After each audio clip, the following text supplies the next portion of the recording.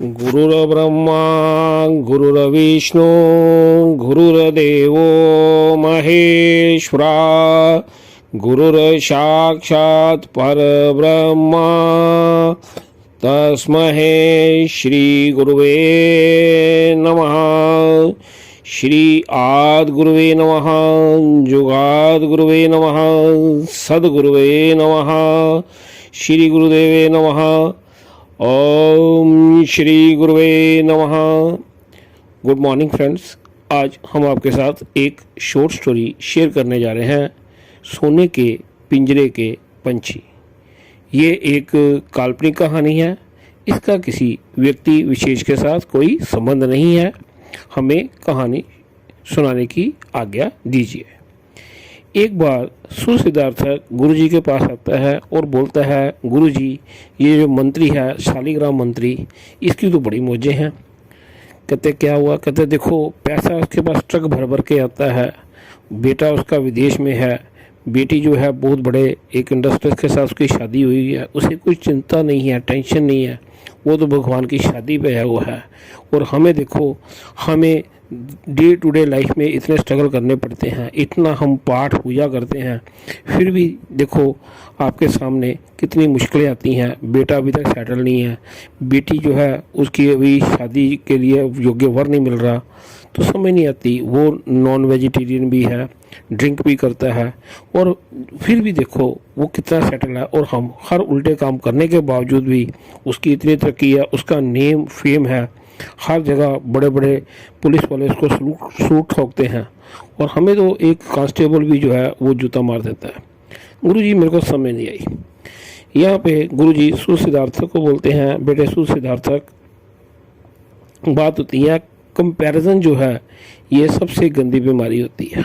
कभी भी कंपेयर नहीं करते। परमात्मा ने हर बंदे को जहाँ पे रखा है, अलग अलग बंदे की अलग अलग समस्याएं होती हैं, तो तुम्हें ऐसा नहीं सोचना चाहिए। परमात्मा के नियम के ऊपर तुम्हें चलना चाहिए। ठीक है, उसके अपने कर्म उसके साथ है, तुम्हारे कर्म तुम्हारे साथ हैं। उसकी अपनी कई मजबूरियां हैं, तुम्हारी अपनी मजबूरियां हैं। और जैसे तुम अब सड़क में खड़े होकर गोलगप्पे खा सकते हो, क्या ये जो है मंत्री है ऐसे शरेआम गोलगप्पे खा सकता है? नहीं। तो यहाँ पे उनको अपनी मर्यादा में रहना पड़ता है। तो इसको बात को समझने के लिए मैं तुम्हें एक स्टोरी सुनाऊंगा। इसे सुनने के बाद शायद तुम्हें समझ आए। तो यहाँ पे सुसिद्धार्थक बोलता है, जब भी आपसे कोई प्रश्न पूछते हैं आप स्टोरी सुनाते हो। कहते बेटा स्टोरी ही एक माध्यम है मूर्ख को अकल देने का। तो यहाँ पे सुसिद्धार्थक हंसता है, कहता गुरुजी सुनाइए। कहते बेटा बहुत पुराने समय की बात है, ये तुम्हें मैं जो कहानी सुना रहा हूँ ये बहुत पुराने समय की कहानी है। इस कहानी का नाम है सोने के पिंजरे के पंछी। कहता क्या सोने के पिंजरे के? कहते गुरुजी बोलते हैं, बेटा पिंजरा पिंजरा होता है, लोहे का हो, चांदी का हो, सोने का हो। जो पिंजरे के पंछी होते हैं उन्हें ही उनका दर्द मालूम होता है, दूसरों को नहीं। खैर कहानी सुन। एक बहुत पुराने समय की बात है कि एक बहुत बड़ा राजघराना था, और उस घराने में जो वहाँ पे एक राजमाता थी। राजमाता वृद्ध हो चुकी थी, उनका नाम था राजमाता राजराजेश्वरी। राजराजेश्वरी जो थी उसका बड़ा नाम था, और राजराजेश्वरी के जो शाही ठाट थे वो अड़ोस पड़ोस के राज्यों में लोग बोलते थे कि इतना धन वैभव संपत्ति जो है राजमाता राजराजेश्वरी के पास है।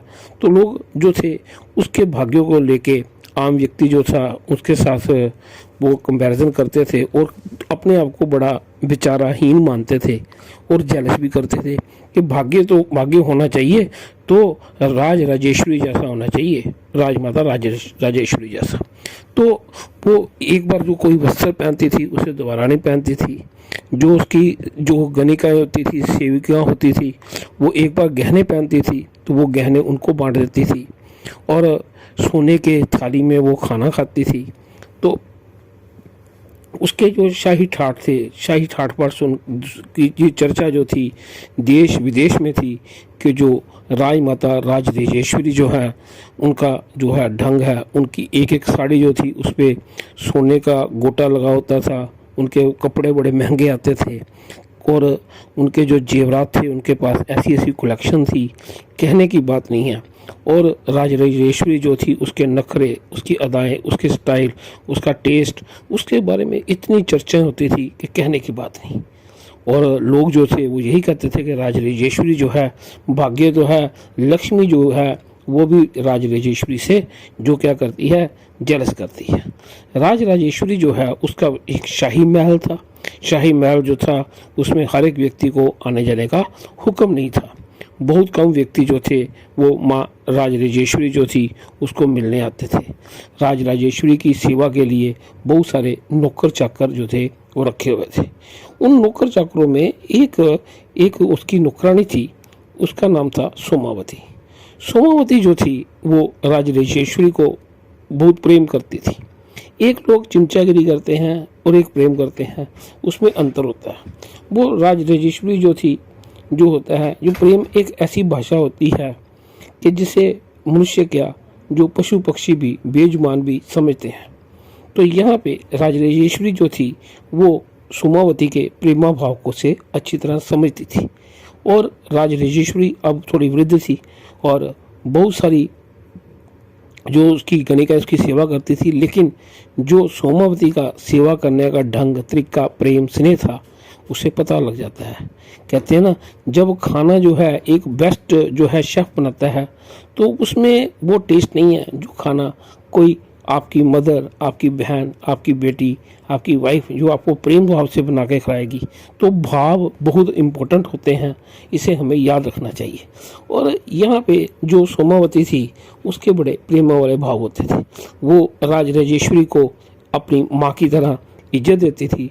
और राजेश्वरी जो थी वो किसी गए गुजरे खानदान की नहीं थी, वो भी एक खानदानी औरत थी। उसे मालूम था कोई आदर करता है तो उसके आदर सम्मान को कैसे मान इज्जत देते हैं।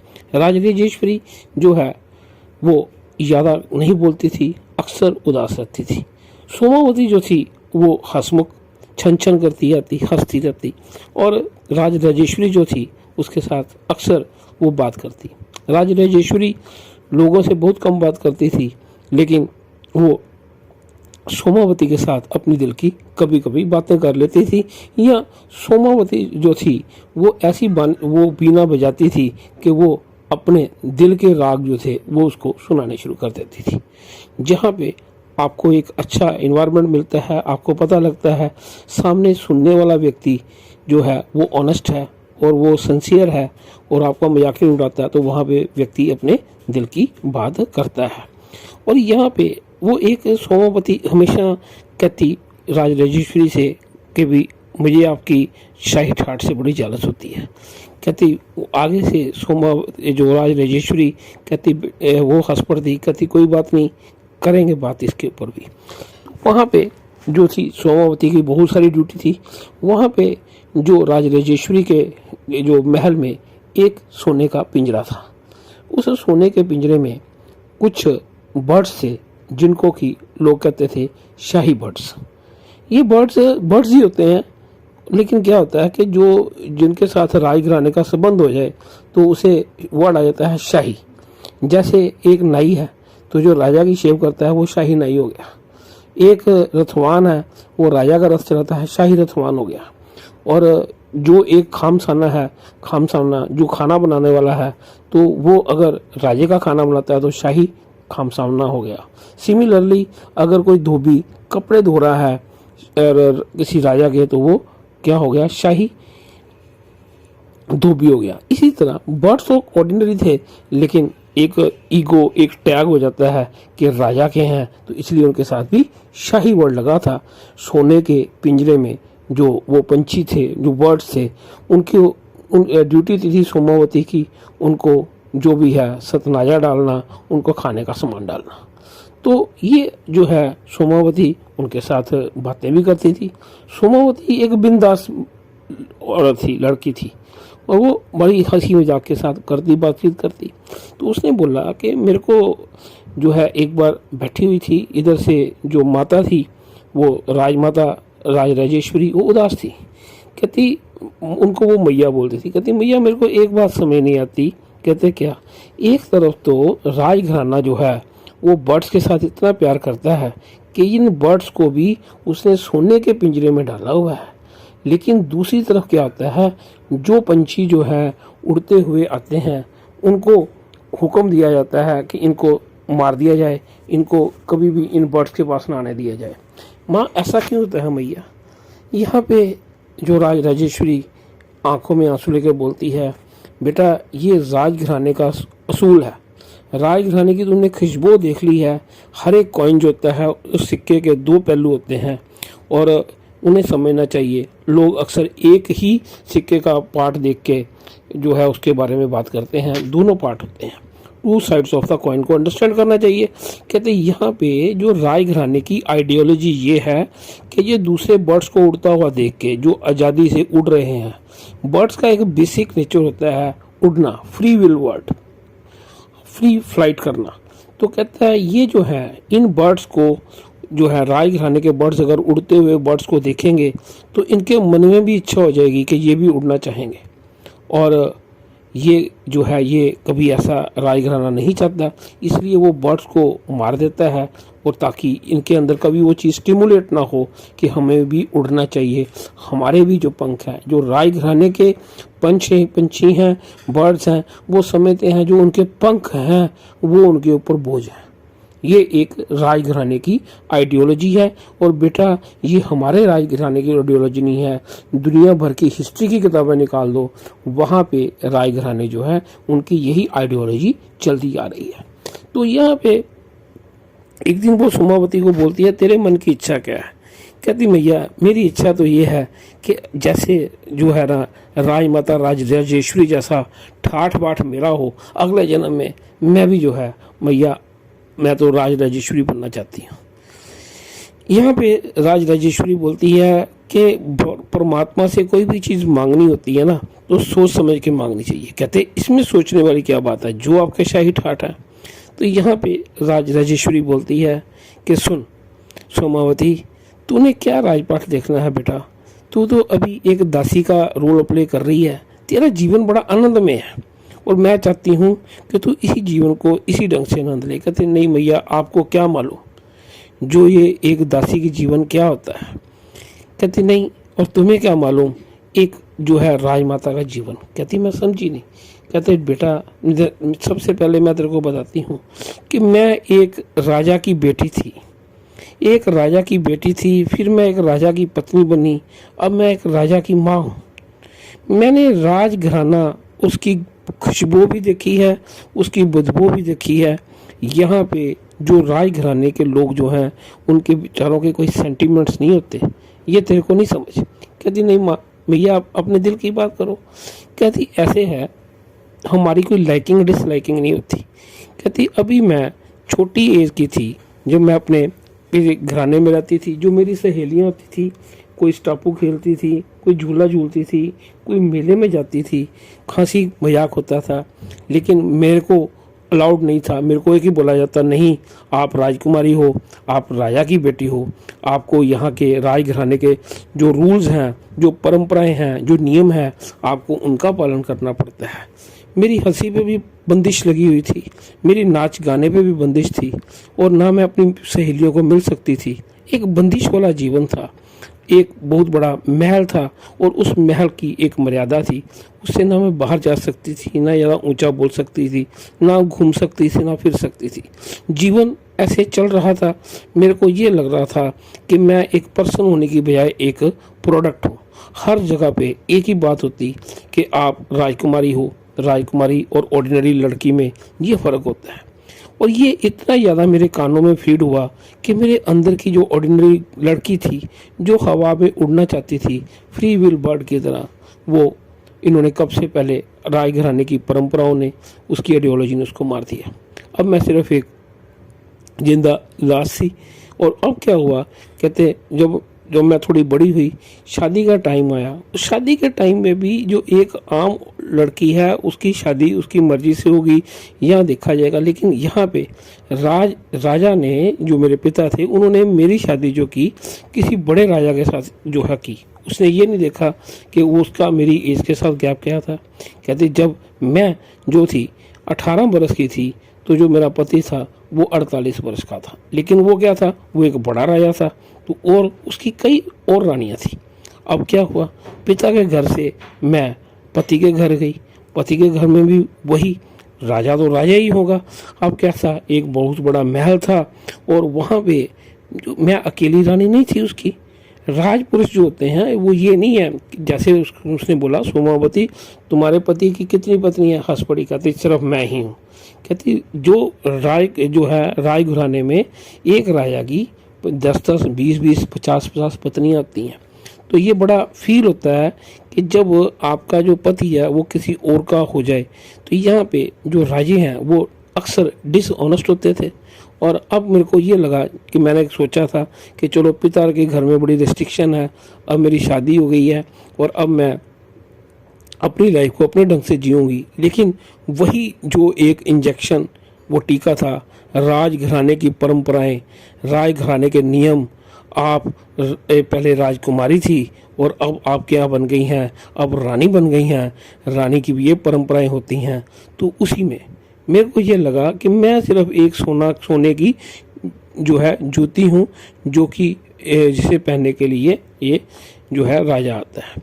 तो अब राजा जो है उसको खुश रखना, राजा को क्या अच्छा लगता है, बस उसका ही मेरे को ध्यान रखना है, उसके लिए मुझे संवरना है, उसके लिए मुझे सरना है। और कभी उसको कौन सा गाना पसंद है, उसको कौन सा नाच पसंद है, उसको कौन से वस्त्र पसंद है।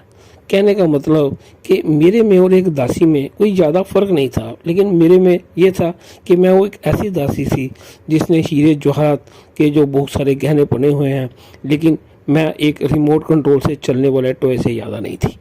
कहते ये ऐसे चल रहा है, जीवन चल रहा है, वही परंपराओं का जो है बदबूदार बोझ जो था वो मेरे पे चल रहा है। मैं देखती थी कि जो दूसरी लड़कियां हैं वो कोई व्रत रख रही है, कोई हंस रही है, कोई जा रही है, लेकिन मेरे को हंसने पे, कहीं घूमने फिरने पे मेरे को पूरी की पूरी रिस्ट्रिक्शन थी। अब ये जो है वो यहाँ पे और कई तरह के क्या होते हैं, राजनीति होती थी, राजघराने की राजनीति होती थी, कंपैरिजन्स होता था, मुकाबले होते थे। अभी मेरी शादी को 2 साल नहीं हुए, राजा ने एक और सुंदर औरत से शादी कर ली। अब कहने का मतलब ये है कि वो राजा जो पहले मेरे प्रति वफादार था, उसके लिए कोई और उसको रानी अच्छी लगने लग पड़ी और हमें जो है एक इग्नोर्ड सी लाइफ को जीना पड़ा। फिर क्या हुआ, कहते उसके बाद मेरे घर पुत्र रत्न हुआ। पुत्र रत्न होने के बाद क्या हुआ, क्योंकि राजा की एज मुझसे बड़ी थी और मैं कभी कम आयु की थी, तो पुत्र प्राप्ति में मुझे थोड़ा मुश्किल आई। और लेकिन कुछ अनुष्ठान हुए, कुछ मेडिसिन हुई, उसके बाद जो है 7 साल बाद जो है मेरे घर बेटा हुआ। फिर मैंने एक आशा में कि चलो ऐसा है कि पिता के घर में भी जो थी मुझे मुश्किल आई, पति ने भी जैसे भी मेरे को इग्नोर किया, अब मेरा बेटा है तो बेटे का भी पालन पोषण किया, उसका ध्यान रखा। लेकिन वही था कि राजघराने में राजकुमार को पालने का ढंग है। मैं अपने बच्चे को अच्छे ढंग से ना तो उसके साथ हंस सकती थी, ना खेल सकती थी। एक ही बात होती थी, तुम्हें राजघराने की परंपराओं का ध्यान रखना पड़ेगा। कहते बेटा जो है बड़ा हो गया, पहले वो मामा करता था, उसके बाद उसे भी राजघराने का जो कहते हैं ना, जैसा होगा अन्न वैसा होगा मन। तो राजघराने में अन्न कैसा होता है ये मेरा ख्याल है सभी को मालूम है। तो अब वो भी जो था पिता की तरह निष्ठुर था, उसे भी जो था जो है धन वैभव की भूख थी। भूख, जी हाँ, भूख होती है धन वैभव की और धन वैभव की, मेरे से बड़ा शक्तिशाली और ना हो, ऐसी भूख में मैंने देखा धीरे धीरे मेरा बेटा जो है राज के लालच में वो वैल्यूज़ ऑफ लाइफ को भूलता गया। एक अच्छा और नेक इंसान बनने के बजाय वो एक निष्ठुर और गुस्से वाला और लोगों का खून चूसने वाला एक लालची राजा बन गया।